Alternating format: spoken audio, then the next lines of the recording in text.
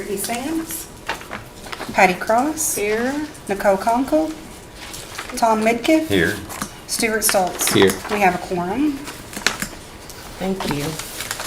Next item on your agenda is the approval of minutes from our October 18th, 2022 meeting. Those were emailed to us, I believe, earlier this week, Vicki, but then there is also a paper copy in front of you should you need them. Okay, I move we accept as presented.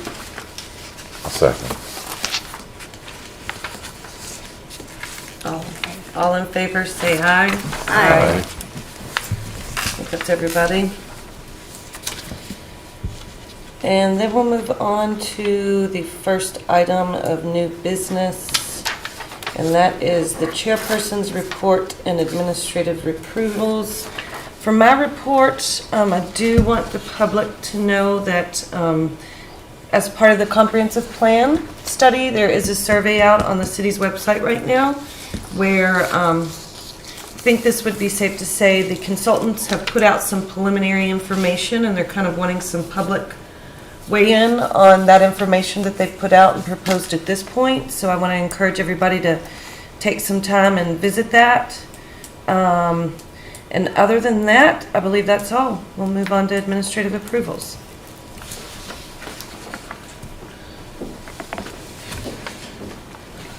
Good evening. Vicki Garenberg, Historic Preservation Officer, and we have 4 administrative approvals for the period from October 18th to November 8th. In the Special Capital District, there were 2. 313 East 2nd Street for an interior remodel, pressure wash and paint the exterior. 615 Logan Street, backyard fence replacement.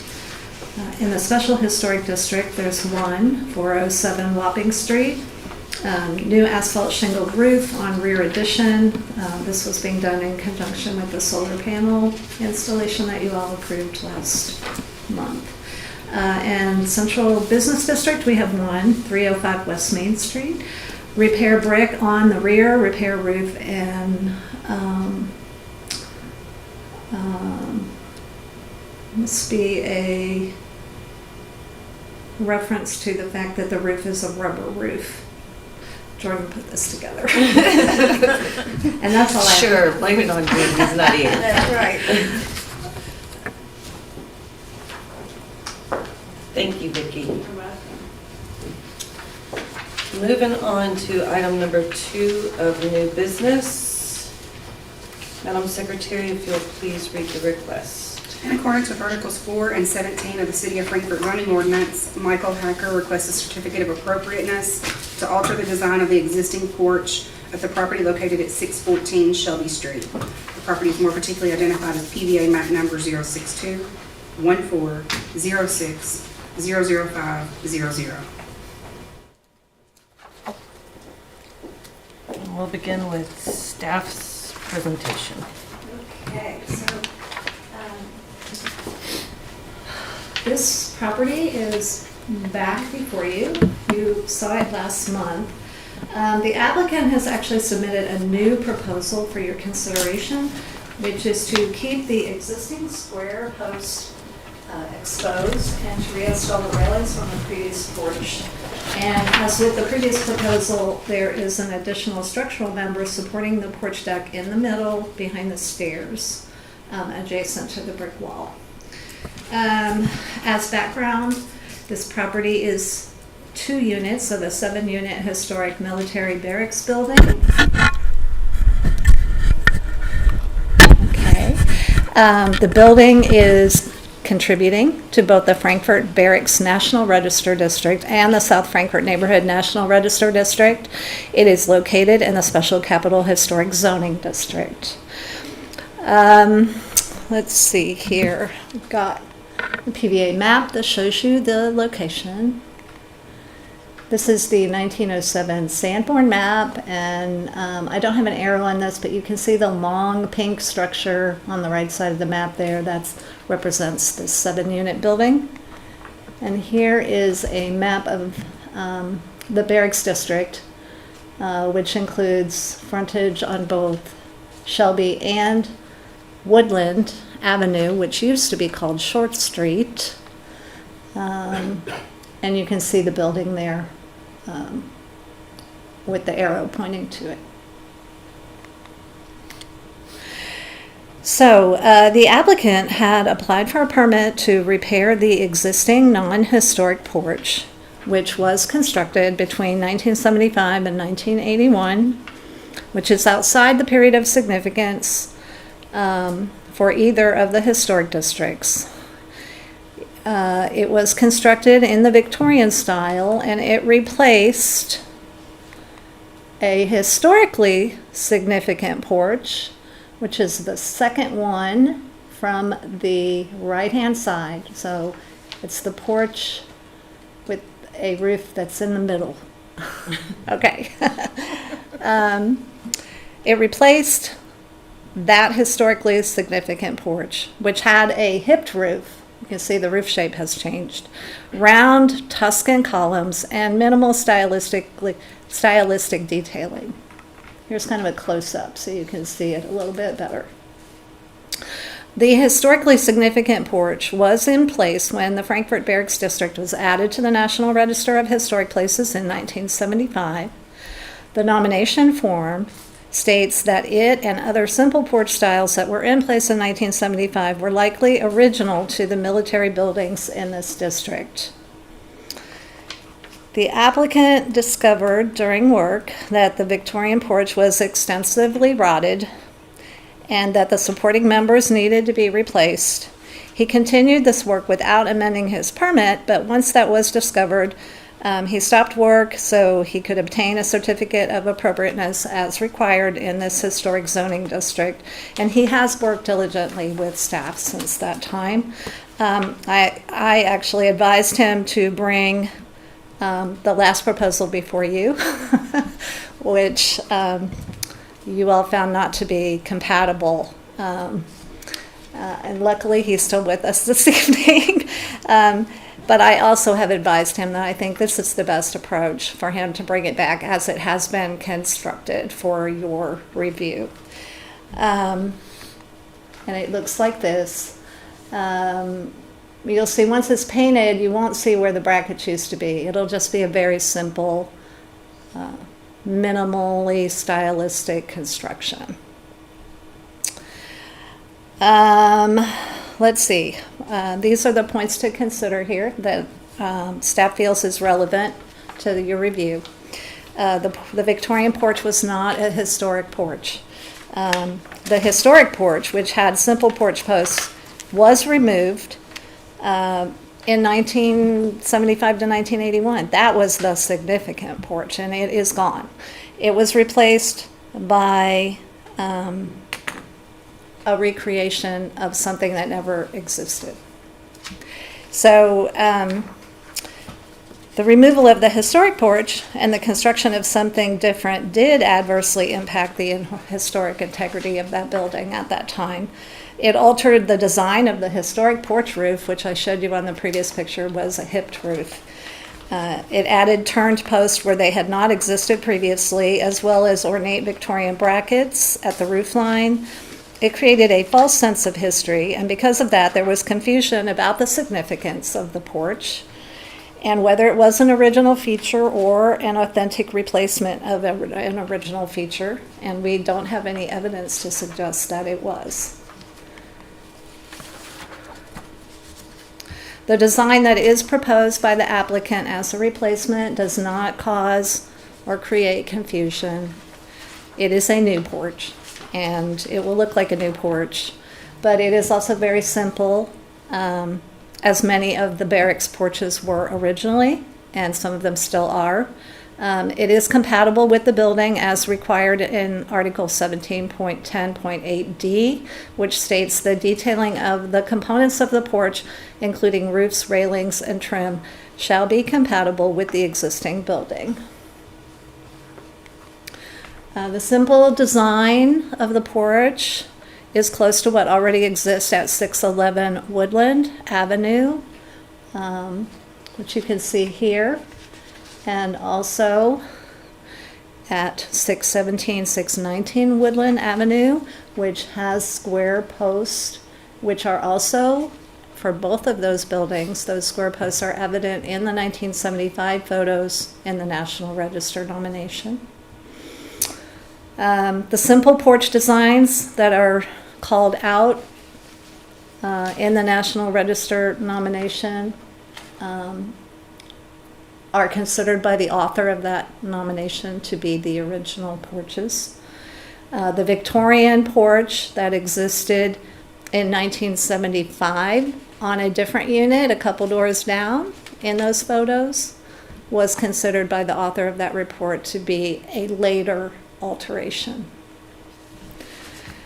So staff does recommend approval of this porch design, and we recommend that approval with the standard 2 conditions that are found on page 6 of your staff report. The evaluation of appropriateness within the context of the property's significance, key features, integrity, neighborhood character, and preservation goals for the city of Frankfort finds this proposal to be compatible with the applicable zoning regulations and suggested findings, which are also on page 6. And I will be happy to answer any questions. Questions for Vicki? Thank you. And the applicant or a representative is present. Yes. If you'll come forth and state your name and address. My name is Michael Hacker. My address is 3321 Cooper's Lane in Sellersburg, Indiana. Thank you. Have you read the staff report? Yes. And agree with the conditions? Yes, absolutely.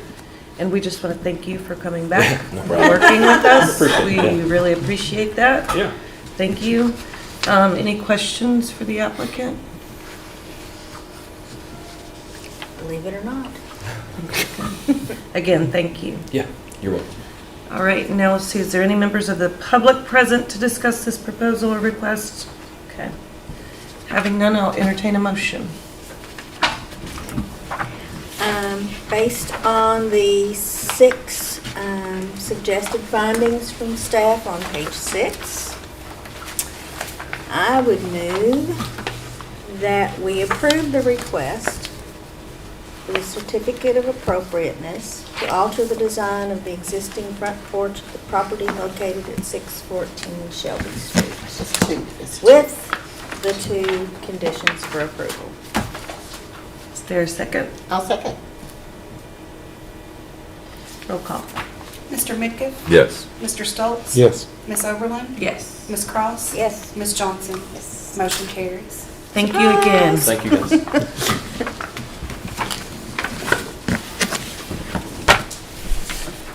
And moving on to item number 3. In accord- Go ahead. Sorry. Go ahead. In accordance with Articles 4, 16, and 17 of the City of Frankfort zoning ordinance, Bradley and Bridget Peters request a certificate of appropriateness to add off-street parking at the rear of the property located at 519 Ann Street. The property is more particularly identified as PVA map number 061 42 06 00100. Okay, this property is in a different historic zoning district. It is actually classified as special historic. It's a little isolated from the rest of the district. It's near the transportation building on Ann and Miro Streets. You did see this applicant within the past year, I think, when you reviewed the application for a conditional use permit to continue operating as a bed and breakfast as it has historically. So this property is a significant building to Frankfort's history. It is Greek Revival, early construction, circa 1835 to 1840.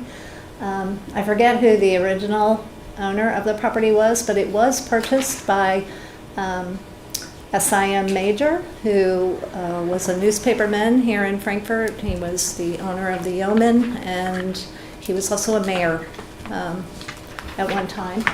This property is contributing to 2 National Register districts, the Central Historic district that was nominated in 2009, but it's also part of the old State House Historic District, which was designated in the early 1980s. The proposal is for parking at the rear of the property. We do find it to be compatible with the special historic design guidelines. Here's a map to show you the location of the property. The PVA map is a little confusing though. It does not actually have the boundaries of the lot represented appropriately. So I have included this plat that shows the property boundaries today. And you can see the little section at the very end of the narrow part of the lot back there where they are proposing to install a parking area that is 27 feet wide and 19 feet deep. The applicant is planning to remove a tree as part of this process, and in order to let those tree roots decay, they are going to use a crushed aggregate stone base, which is normally the base for asphalt. I believe it's called CA6. CA is crushed aggregate, 6 must refer to the size of the aggregate or the gravel. That will remain in place until such point that they can go ahead and cover it with asphalt. This is a photo that shows you the area where the parking is proposed. And this is a photo of the adjacent Elk Alley looking to the south. You can see there's a very large parking lot that's owned by state government behind the property to the left. There are also numerous parking lots along Elk Alley that are already covered with asphalt paving, some of them quite large. Here are 2 more. And here's a close-up view of that parking lot directly behind. You can see the state office building. One thing I wanted to point out, and which is pointed out in the analysis in your staff report, this is kind of an isolated historic zoning district. It's almost more like a local landmark as opposed to a district. But it is surrounded by zoning classification for high-density residential. All of those properties that are in the dark blue have that zoning classification, which allows a much higher intensity of use by right, and the parking requirements are much higher if that use happens. I mean, right now, it's a mix of uses. There are single-family homes along here, but if that use changes, they would have to meet those parking requirements, which require, I think, 1 spot per unit, and there can be up to 24 units per acre. 1 spot per unit and another half of a spot per bedroom. So there is that potential already surrounding this property for a lot more parking area to be created.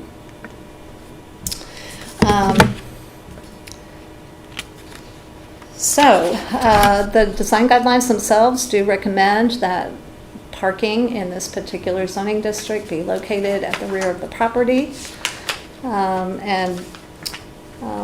Based on the information contained in the application and staff's evaluation within the context of the property's significance, key features, integrity, neighborhood character, which is not zoned for preservation, and preservation goals for the city of Frankfort, staff does recommend that this proposal be approved, and that it is compatible with the applicable zoning regulations and suggested findings, which are found on page 5 of your staff report. And I'll be happy to answer any questions you have. Are there any questions for Vicki? Vicki, this parking lot doesn't include the brick pavers, the area for the parking lot. There's brick pavers going into the back area of the There's bed and brick, breakfast. I believe the property has some pavers closer to the house behind it. The sidewalk along that area does have pavers Right. installed, but the overwhelming material in the area is already asphalt. Okay.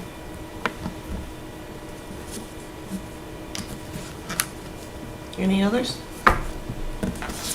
Thank you, Vicki. And if the applicant or a representative of the applicant is present and would come forward and state your name and address? My name is Brad Peters. I live at 519 Ann Street here in Frankfort. Wonderful. Did you receive a copy of the staff report and agree with its findings? Yes, I did. Okay, great. And does anybody have any questions for the applicant? No, thank you. Thank you. And I'm not seeing any members of the public that are here to comment, and we didn't receive any. With that, I will entertain a motion.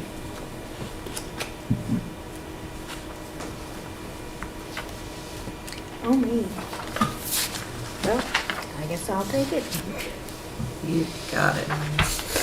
Based on the 4 findings of fact, and with the 2 conditions for approval based on page 5, I would move that we approve the request for a certificate of appropriateness to add off-street parking at the rear of the property located at 519 Ann Street.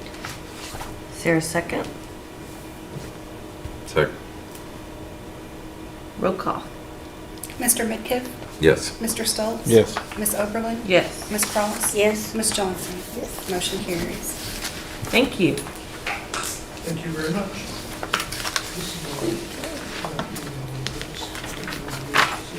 And next on our agenda, citizen comments. I don't believe there are any. So then we'll move on to item number 5, and that is staff updates to the board, which I do believe Vicki has some.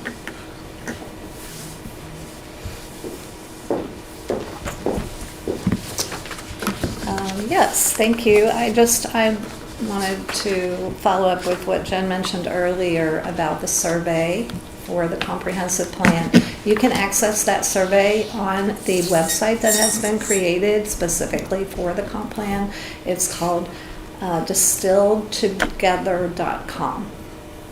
So that's for the public too, and I hope that y'all take a few minutes. It's a little, I don't know if you've done it yet, Jen. It's a little more, I think, than the previous one.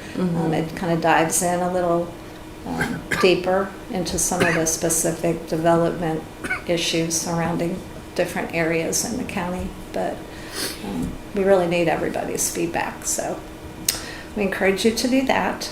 Also, this coming Thursday evening at, I think, 5 o'clock is a zoning update committee meeting. And one of the items on the agenda is short-term rentals. And so I just wanted to make you all aware of that in case you had any interest. I know this is a topic of conversation and you all do receive applications for conditional use permits. So I wanted to make you aware of that. Also, our last awarded certified local government grant was used to apply for funding to do a historic preservation economic impact study. And we have received back a proposal from Place Economics in Washington, D.C. And so that recommendation to accept that proposal is going to be on the Board of Commissioners meeting on Monday. So I wanted to let you know that. Presuming that is approved, I believe they'll be getting started maybe with an initial opportunity to visit Frankfort in December possibly, but most likely very early January, and they anticipate the report will take 24 weeks to complete. And I also wanted to make you aware that today I received the paperwork for the new certified local government grant application. And so we need project ideas by the application deadline, which is March 3rd. I'm hoping that internally staff can bounce around some things and bring recommendations to you at the February ARB meeting, which has typically also been the month we've tried to have a work session. So more to come on that. And then I also wanted to let you know that the design guidelines update project for South Frankfort is continuing, and that we are working closely with the consultant, and we have started drafting language, which is really good to be at that point. And we are meeting with him weekly now, as opposed to our previous bi-weekly meetings. So that is moving along. Vicki, I have a question, and I don't know why I haven't had this thought before. Maybe I haven't, I've forgotten, and I don't. But are those consultants kind of staying in tune with the comprehensive plan discussions as well? I would say the design guidelines update, not so much, because we don't see significant changes from what is there. We just expect that there will be some changes, and some things will be tightened up, and the language will be much more specific. It won't leave so many things unsaid, which I think is part of our difficulty with our design guidelines now. So there'll be more specificity, but I don't think it's going to change that whole approach to how we administer the historic district, and I don't think that's really going to be impacted by the comp plan too much. We did talk a little bit today about how the last comp plan update included some designated areas on the future land use map in our historic districts to become more mixed use. And we are continuing to have that conversation about the appropriateness of that. You all should think about that and offer your opinions on that to the consultants. But that hasn't really figured into the design guidelines update. I think you see where my head is going, though, after today's. It seems like maybe some of our other boards kind of have conflicting, they feel like their purview and what's in the future land use kind of can be, I don't know what the right word is, but just wanted to make sure as we have this going on that we're kind of thinking that broad too. Right, Yeah. Absolutely. Yeah. This is time for a rethink, Yes. Yes. Yes. And there is a lot going on right now. But that's all I have for you this evening. I have a question also. You and I chatted about the signage for non-residential on Capitol Avenue. Right. Would that be in the historic? The be in the discussion comp of plan? whether that Capitol Avenue corridor will continue to have a future land use identity as being mixed use, that's up for discussion with the comp plan. Right. The specifics with regard to signage and what Yes. is appropriate, Yes. that will be part of the Special capital. special capital design guidelines update. But we have not gotten to the part yet where we are even discussing signage. Okay. But yes, that will definitely be something discussed. And then, after the comp plan is adopted, we are going to move into an update of the development code, and that's where the sign regulations will be rewritten. Okay. And that's a real important for all of us and the community at large, a real important next step Right. of what we're trying to do here with the Big Think Redo. I just didn't want to miss that aspect. Great question. We all got to stay informed. There's a lot of moving pieces right now. There really are. And you do need to be involved in the right conversations, for sure. So, Okay, that's all I have. thank you. Right. I have a question. The annual work plan, that's what we normally put together in February, correct? Yes. Yes, and I don't have it in front of me, but I do believe that there was discussion about making recommendations for the African American Historic Context Report.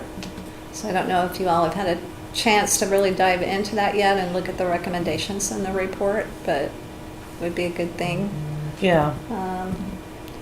to talk about. You know, the design guideline update is on there, of course. We talked about hosting a real estate education session. That has been very difficult. I'm not sure why. I want to know too. Part of it has to do with the fact that there is ownership of that concept between Preservation Kentucky and the Kentucky Heritage Council.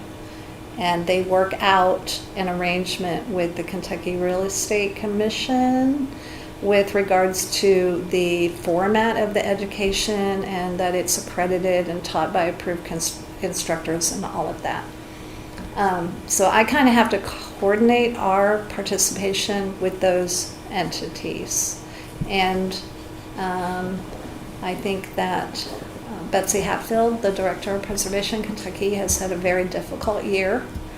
I believe she lost her mother, and she's had some other things going on that have kind of pushed it to the wayside. But I also know that when she has reached out to the Real Estate Commission, she hasn't been able to connect on that end either. So I will check in with her again. She had reached out to me in September, I think, and I was like, oh good, we're going to get this ball rolling again. And I thought maybe there was even a possibility it would come together before the end of 2022, but obviously that's not happening. Because it's something that's been on this board's radar for several years, and I really see the value in it. And I don't know, Irma, please weigh in, but all of you weigh in. I just know Irma's the real estate representative. If it being accredited is holding us up, do we consider doing it as something a little bit more non-accredited, informal, but worthwhile just to get something going? I don't know. I just know it's been on our radar for so long and we're still Well, I think here. if you want to make sure that realtors, attend, you want to make sure that they get there. We have to do 6 hours, and that's a long time. So it'd be nice if we're doing a session that it's accredited and we're able to get, or at least 3 hours. And I don't think they would attend if they weren't going to Just get. out of the wanting to be aware and. I think they'd want to be aware, but I think they still would have to attend another 6 hours. So it would be win-win would be if we could get it accredited. You would be competing for their very valuable time, And we which can they're all so busy. understand that. Right. And I agree with Irma. I think it would be less valuable and less well-attended if we were not able to offer the credits. I think some realtors would attend because they're like, me, they want to make sure that they're able to give our clients as much information as possible when they are looking in historic areas. I know I do. But at the same time, if I knew that I would still have to attend 6 hours of credited professional development, I probably would do that first. So. Well, I'm hoping we can just make something. Like I said, this has been talked about for a very long time. We've done it before. Yeah, I think it was 2015, so It's been a while. quite a while. Yeah, it's but been a that while was now. very well attended. It was. I thought it was. It was more people from out of town Right. than from local, but still it was well attended. And I want to make sure, Stuart, you may have seen our previous discussions about it, but we want to do something in conjunction with partners where real estate agents can be informed about the historic districts so that when they're selling real estate, they can inform the people that are interested or end up ultimately purchasing the property of historic overlays, what that means. And because a lot of times we deal with people that had no idea they had purchased a home in an area where these things existed. So we just feel like it's a win for everybody involved. Just want to make sure you know what we're talking about. So I get you now. being a new board member. And then also, so the recommendations for the National Register nominations that may come out of the African American Historic Context Report, is that something we do at our planning meeting? Do we need to try and schedule something aside? I'm just wondering. I'm not.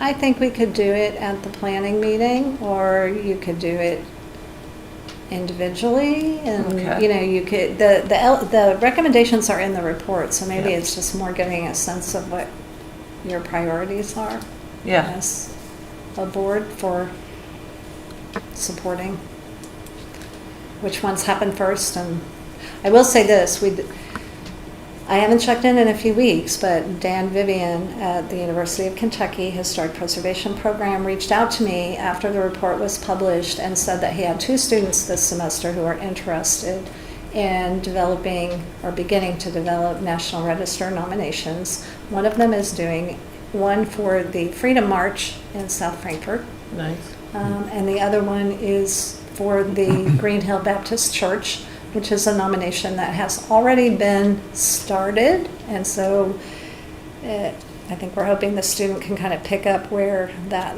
got left off and take it to the finish line. But it's been a few weeks, and I don't know where he is with that.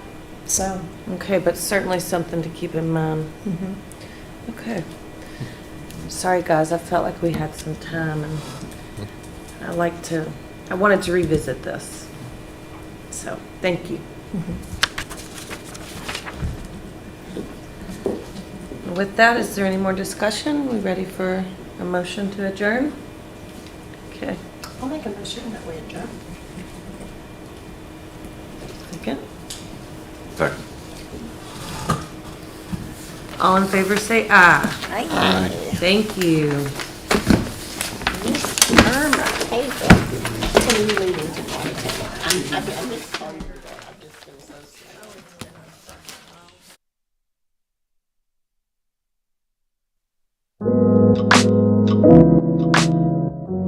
sad.